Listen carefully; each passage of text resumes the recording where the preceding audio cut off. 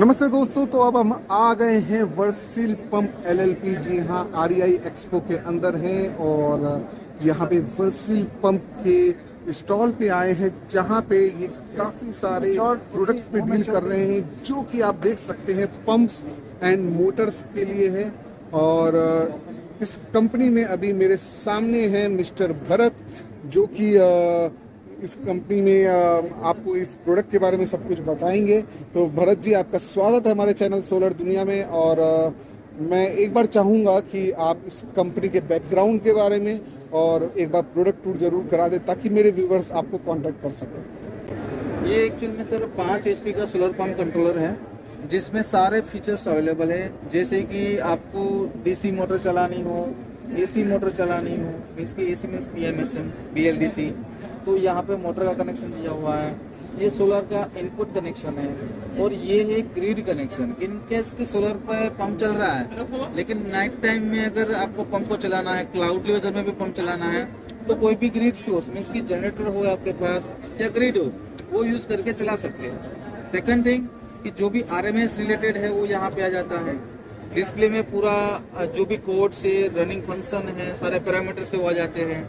और कि जो भी एरर्स ये या कुछ भी है ये इंडिकेशन दे रहा है तो LED भी है इधर कि समझो कि नॉर्मली कि आपके पानी के सोर्स खत्म हो गए तो ड्राई रन दिखाता है तो यहाँ पे LED भी दिखाएगा कि 3 नंबर ऑन है।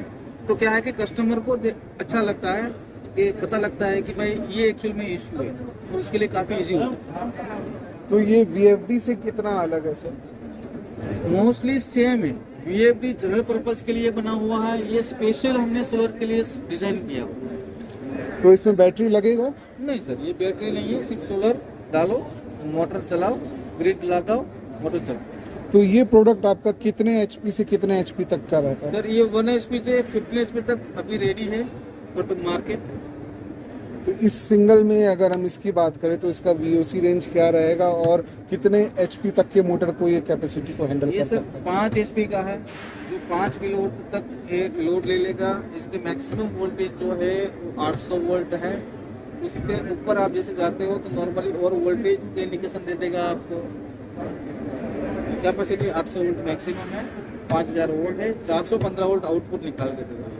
तो कस्टमर एंड पे अगर हम देखते हैं तो इसकी क्या कॉस्टिंग पड़ती है कस्टमर को? अगर सर नॉर्मली देखें ना तो समझिए कि डायरेक्टली अगर कस्टमर परचेज करते हैं, ठीक है, तो उसको नॉर्मली 18 से 19,000 के आसपास 5 HP का पड़ता है सिर्फ कंट्रोलर।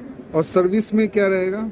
सर्विस में हमारा पूरा नेटवर्क लगा हुआ है, ठीक है। ऑनलाइन सपोर्ट हम 24 आवर्स सप्लाई करते हैं। और मैं भी समझो कि कोई भी रिक्वायरमेंट रहती है कि डीलर्स को साइट पे जाना पड़ रहा है या एम्प्लॉय को जाना पड़ता है तो वो भी उपलब्ध करवाते हैं। बाकी ये क्या प्रोडक्ट्स हैं सर? ये पंप ये कंट्रोलर सेम इट इज है। ये 1 HP का है, ये 5 HP का है, ये 15 HP का है। एक डेमोस्ट्रेशन के लिए रखा हुआ है यहाँ पे। और ये जो 1 HP से लेके 25 HP तक यहाँ पे डिस्प्ले की हुई है। तो ये DC मोटर है कि आपको जी AC? दोनों अवेलेबल है। ये ऑयल फिल मोटर है, DC है। ये वाटर फिल मोटर है, DC ये 5 HP है, ये 1 HP है। ये 10 HP ऑयल फिल मोटर है।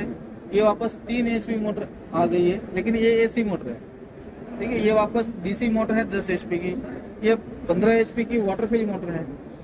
ये 12.5 HP की मोटर है DC ऑयल फिल। और ये भी 25 HP की है DC। तो अगर प्रोडक्ट की रेंज की बात करें तो कस्टमर को किस रेंज से स्टार्ट करें? सर रेंज में कस्टमर के रिक्वायरमेंट के हिसाब से सब कुछ है, जितना भी चाहिए 1 HP से लेके अप टू 50 HP तक जो इसकी रिक्वायरमेंट है, डिमांड है, वो हम बिल्कुल करते हैं। तो अगर कोई डायरेक्ट कस्टमर आपको कांटेक्ट करे तो उसको कंप्लीट इंस्टॉलेशन विद इंस्टॉलेशन ये सॉल्यूशन मिल सकता है? जी सर, मिल सकता है। और B2B के थ्रू अगर कोई आपसे जुड़ना चाहे, मेरे बहुत सारे व्यूवर्स हैं, बहुत सारे इंटीग्रेटर्स, कॉन्ट्रैक्टर्स, काफ़ी लोग जुड़े हुए हैं हमारे साथ, तो वो अगर इस काम को आपकी कंपनी का डिस्ट्रीब्यूशन लेना चाहे, डीलरशिप नेटवर्क में आपके साथ आना चाहे या फिर आपके प्रोडक्ट को एज अ लीड बेसिस बेचना चाहे तो उसके लिए क्या सॉल्यूशन है और उनको मिनिमम क्या इन्वेस्टमेंट से काम स्टार्ट करना पड़ेगा? सर इसमें कोई इन्वेस्टमेंट की ज़रूरत नहीं है।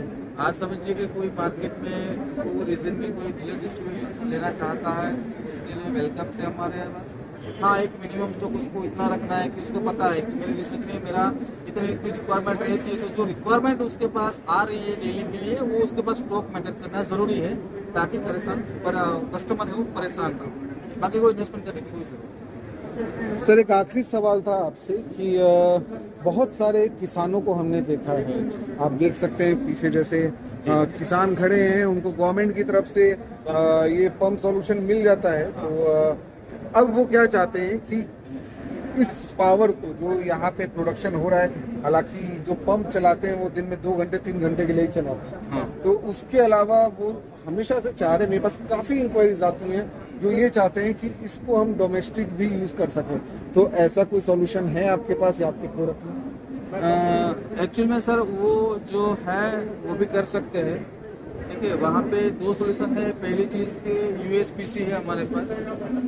जो यूएसपीसी जो है वो क्या करेगा, अल्टरनेट आपके पास जो भी मोटर है, जिनका आपके पास शेप कटर हो गया, जैसे कि चारा काटने का मशीन है, फिर कोल्ड स्टोरेज में कोई भी मोटर्स, अल्टरनेट कोई मोटर्स है आपके पास, तो वो कोई भी अल्टरनेट मोटर को चला सकता है यूएसपीसी, ठीक है। और सेकंड थिंग अगर समझो कि आपको बैटरी से रिलेटेड कुछ भी चलाना है, तो साइड में हम उसको एक आउटपुट निकाल के दे देंगे उसमें, तो जो पार्सली रहेगा उसका पोस्ट जो भी वो एक्सेस करेगा, जिससे आप अपनी बैटरी चार्ज करके इन्वर्टर थ्रू आप कोई भी लोड चला सकते हो। तो वो प्रोडक्ट आपका कहाँ देखने को मिलेगा?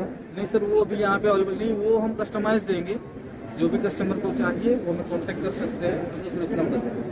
तो आपका कहने का मतलब है कि उससे वाटर पंप भी चलेगा और उसको डोमेस्टिक यूज में भी यूज कर सकते कर हैं? सकते हैं। देखिए सर, आज डोमेस्टिक यूज और इसमें डिफरेंस क्या है, ये V/F पे काम करता है, ठीक है। इन्वर्टर जो रहते हैं वो V/F पे नहीं, वो फिक्स फ्रीक्वेंसी और वोल्टेज में काम करते हैं। तो डीसी पावर तो मेरे पास है ही, वो मैं यूज VFD में दे दूँ, साइड में दूसरा दे देता हूँ डिवाइस की, वहाँ पे चेंज स्विच करके कि ये यहाँ से पावर वहाँ चला गया, वहाँ पे यूज कर।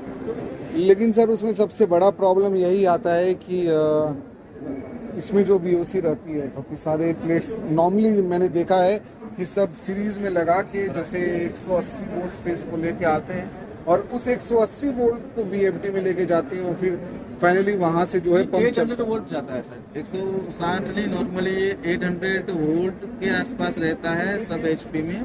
लेकिन हम क्या करेंगे उसका कि उसका एक डिब्बी बना के देंगे, जो कम्प्रेशन पैनल का है वो इन्वर्टर के कम्प्रेशन के साथ बैठ भी जाए और VFD भी चले। एक ये चीज हो जाती है, दूसरी हो जाती है बूस्टर की, जो DC D2D कन्वर्ट कर देंगे कि जो आपके मैक्सिमम 550 VMP मिल रहे हैं उसको नॉर्मली 48 वोल्ट जो कस्टमर की रिक्वायरमेंट होती है, ठीक है, 96 वोल्ट अगर उसको चाहे तो 96 वोल्ट, ठीक है, उस हिसाब से हम आपको वो कस्टमाइज करके देंगे।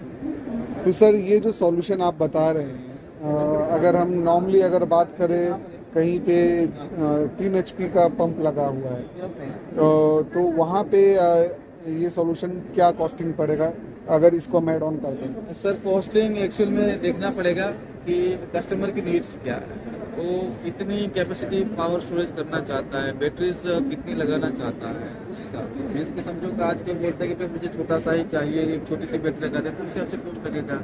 अगर नॉर्मली 1 किलोवाट का पावर उसको स्टोर करना तो उस हिसाब से लगेगा, 2 किलोवाट का पावर स्टोर करना तो उस हिसाब से लगेगा। वो एक्चुअल में टाइम टू टाइम जिस हिसाब से कस्टमर की रिक्वायरमेंट रहेगी उस हिसाब से प्राइस वोट कर दीजिए।